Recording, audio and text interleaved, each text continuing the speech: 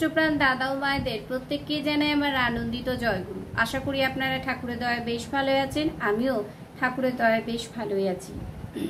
পরম প্রেমময় শ্রী শ্রী ঠাকুর অনুকূল চন্দ্রের নারী নীতি গ্রন্থ পাঠ। কপট বন্ধুত্বে।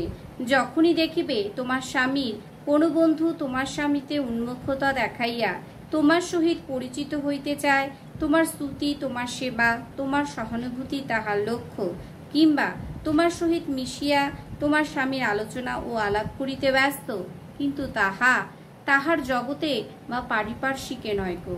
বুঝিবে বন্ধু স্বামীর হইলেও তাহার লক্ষ্য তুমি।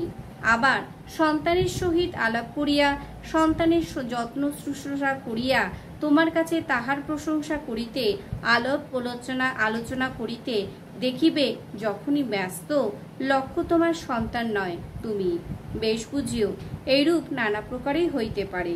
সাবধান হইও, সরিয়া দাঁড়াইও, সংস্রবে আসিও না। বাণী সংখ্যা 112। জয়গুরু প্রত্যেককে। সবাই ভালো থাকবেন, সুস্থ থাকবেন, ঠাকুরকে মাথায় নিয়ে চলবেন। জয়গুরু।